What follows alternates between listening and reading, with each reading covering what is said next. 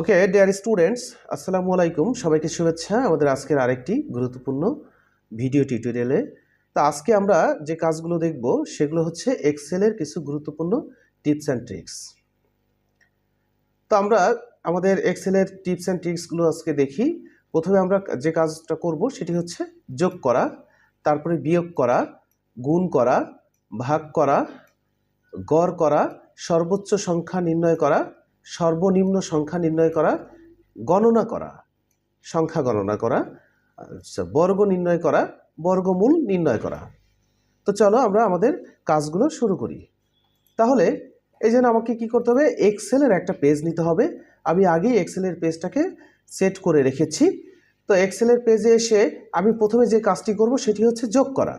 যোগ করতে গেলে আমি সাপোজ এই সংখ্যাগুলো যোগ করব, তাহলে আমি এখানে ক্লিক করে কিবোর্ড থেকে ইকুয়াল টু চাপবো, ইকুয়াল টু চেপে সাম লিখব, লিখে শিফট ধরে ফার্স্ট ব্র্যাকেট চাপবো, এরপরে এই সংখ্যাগুলো টান দেব উপর থেকে নিচ পর্যন্ত টেনে, তারপরে ফার্স্ট ব্র্যাকেট ক্লোজ করে দিয়ে এন্টার দেব। দিলে আমার এই সংখ্যাগুলো যোগ হয়ে গেছে। এখানে 2050 মোট সংখ্যা যোগ করে আমাদের 2050 চলে আসছে। এইভাবে আমরা যোগ করতে পারি। তাহলে যোগের ক্ষেত্রে ইকুয়াল টু দেব, সাম লিখব, তারপরে এই উপর থেকে নিচ পর্যন্ত টান দিয়ে ব্র্যাকেট ক্লোজ করে দিব, ক্লোজ করে কিবোর্ডের এন্টার চাপবো, তাহলেই আমাদের যোগ হয়ে যাবে। এরপরের প্রশ্নটি হচ্ছে বিয়োগ করা। বিয়োগ করতে গেলে আমরা যদি মনে করি যে এই সংখ্যা থেকে আমরা এই সংখ্যাগুলো বিয়োগ করব, তাহলে এখানে ইকুয়াল টু দেই, ইকুয়াল টু দিয়ে আমরা সাম লিখেও বিয়োগ করতে পারি। আবার ডাইরেক্ট এখানে ক্লিক করে এই সংখ্যাটা নিলাম, কিবোর্ডের মাইনাস চাপলাম, চেপে এই সংখ্যা মাইনাস এই সংখ্যা মাইনাস এই সংখ্যা মাইনাস এই সংখ্যা, সবগুলো সংখ্যা মাইনাসের সংখ্যাগুলো সবসময় যোগ হয়। যোগ হয়ে এই যে বড় সংখ্যাটা প্লাসের সংখ্যা এখান থেকে বিয়োগ হয়ে যাবে। তাহলে আমি প্রথমে এই সংখ্যার উপরে ক্লিক করেছি, তারপরে মাইনাস দিয়ে সবকটা সংখ্যা ক্লিক করে দিয়েছি, এন্টার দিলাম, দেওয়ার পরে এরকম সংখ্যা চলে আসবে। তার মানে 2050 থেকে বিয়োগ করে 1866 চলে আসছে। এইভাবে আমরা বিয়োগ করতে পারি। গেল আমাদের বিয়োগের ব্যাপারটা। এরপরে আসে গুণ করা। যে কোনো সংখ্যা গুণ করার জন্য আমি কি করতে পারি, ইকুয়াল টু দেব, দেওয়ার পরে এইখানে আমি যদি এই 25 গুণ, কিবোর্ডে ডান পাশে উপরে গুণ চিহ্ন রয়েছে, আমরা 25 গুণ 12 এই দুইটা সংখ্যা যদি গুণ করি, তাহলে গুণ চিহ্ন দিলেই আমাদের গুণ হয়ে যাবে। এইভাবে আমরা গুণ করতে পারি। একাধিক সংখ্যা গুণ করতে গেলে আমি যদি মনে করি যে এখানে আরও কিছু সংখ্যা গুণ করব, এই সংখ্যা গুণ এই সংখ্যা গুণ এই সংখ্যা, তাহলে আমাদের এরকম আমি অনেকগুলো সংখ্যা আমি এইভাবে গুণ করতে পারি। তাহলে আমাদের গুণের বিষয়টা চলে গেল। এরপরে আসি কিভাবে ভাগ করব। তো ভাগের ক্ষেত্রেও আমরা চাইলে সাপোজ এই সংখ্যাটাকে আমরা ভাগ করব, এখানে ভাগ করি, এই সংখ্যাটা অবলিক আমি এই সংখ্যা দিয়ে ভাগ করব। এই এই এই চিহ্নটাই হচ্ছে আমাদের ভাগ চিহ্ন, এই চিহ্নটাই হচ্ছে আমাদের ভাগ চিহ্ন। তাহলে আমরা এই চিহ্নটা পাবো হচ্ছে কিবোর্ডের উপর থেকে ক্লিক করে, এই ডান পাশে নিউমেরিক্যাল কির উপরে ক্লিক করলে আমরা এই সংখ্যাটা, এই চিহ্নটা পাবো। তো আমাদের ভাগ হয়ে গেল। এরপরে আমরা কি দেখব, এরপরে গড় করা। গড় কিভাবে করব, সাপোজ এখানে 4 জন ব্যক্তি কোনো একটা কাজে গিয়েছিল, 4 জন কি করেছে, তারা একটা কাজ করে এই টাকাটা পেয়েছে। কেউ বেশি পেয়েছে, কেউ কম পেয়েছে।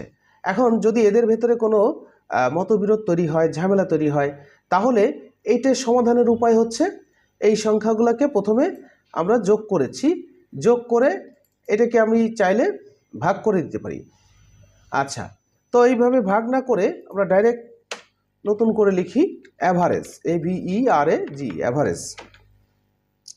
এই 4 জনের টাকাকে আমি অ্যাভারেজ করার জন্য এখানে টেনে নিয়ে আসলাম, এনে এখানে দেখতে পাচ্ছি 512.5।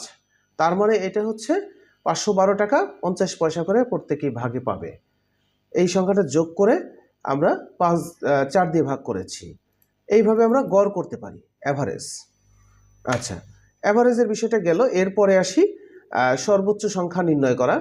আচ্ছা, এখানে সংখ্যা তো কম, যদি অনেক সংখ্যা থাকে তাহলে অনেকগুলো সংখ্যার ভেতরে কোন সংখ্যাটি সবচেয়ে বড় সেটা বের করার উপায় হচ্ছে এখানে আমরা ম্যাক্স লিখব, ইকুয়াল টু দিয়ে ম্যাক্সিমাম।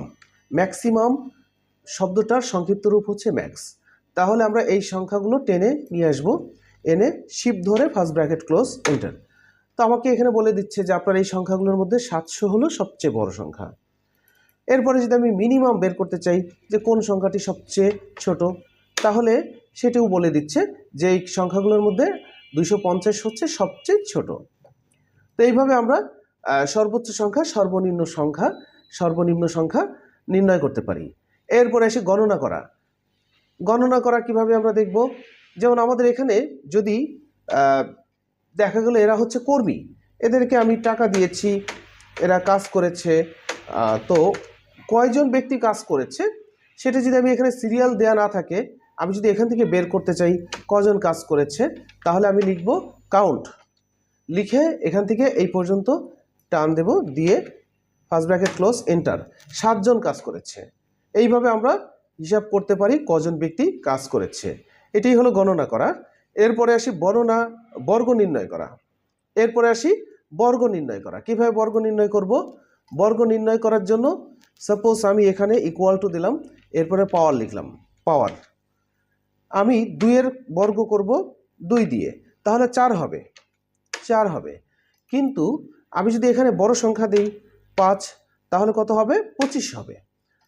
আচ্ছা, তারপরে যদি আমি আরও বড় সংখ্যা দিই, এখানে যদি আমি 12 দিই, 12 12 144। তো এইরকম আমি যদি বড় সংখ্যার বর্গ করতে চাই, দেখা গেল যে আমি 8 এর বর্গ করব, তাহলে এটা আমার হিসাব করে বলা কঠিন হবে, একটু সময় লাগবে। আচ্ছা, 2 দিয়ে বর্গ করলাম, আমি যদি 3 দিয়ে বর্গ করি তাহলে 5832। এই হচ্ছে পাওয়ার। তো এইভাবে আমরা পাওয়ার নির্ধারণ বা নির্ণয় করতে পারি। তারপরে এসে দেখব বর্গমূল কিভাবে নির্ণয় করা যায়। বর্গমূল হচ্ছে, আমরা সাপোজ এই সংখ্যার যদি বর্গমূল নির্ণয় করতে চাই, এটা না আমরা একটু আলাদা করে দেখাই। এখানে আমরা বর্গমূল নির্ণয় করব। বর্গমূল নির্ণয় করার জন্য SQRT স্কোয়ার রুট লিখলাম। সাপোজ আমরা 81 বর্গমূল বের করতে চাই, তাহলে 9 নং 81, এখানে 9 হবে। একইভাবে আমি যদি 16 বর্গ নির্ণয় করতে চাই, তাহলে হবে হচ্ছে 4। মানে একই রকমের দুইটা সংখ্যা যখন গুণ করে একটা পরিপূর্ণ সংখ্যা আনা হবে, তো ওই পরিপূর্ণ সংখ্যার সংক্ষিপ্ত ওই সংখ্যাগুলো, ছোট ওই সংখ্যাগুলোই হচ্ছে বর্গমূল। আমি 9 এর বর্গমূল বের করতে চাইলে SQRT লিখে 9 লিখব, তাহলে আমার 3 হবে। এটাই হচ্ছে বর্গমূল নির্ণয় করা। তো সংক্ষিপ্ত রূপ লিখেছি আমরা স্কোয়ার রুটের SQRT। এইভাবে আমরা বর্গমূল নির্ণয় করতে পারি। তাহলে আমরা আমাদের এই গুরুত্বপূর্ণ এক্সেলের কাজগুলো আজকে দেখলাম। ধারাবাহিকভাবে আমরা পরবর্তী কাজগুলো সামনের ক্লাসগুলো দেখব। সে পর্যন্ত সবাই ভালো থাকবেন। ধন্যবাদ।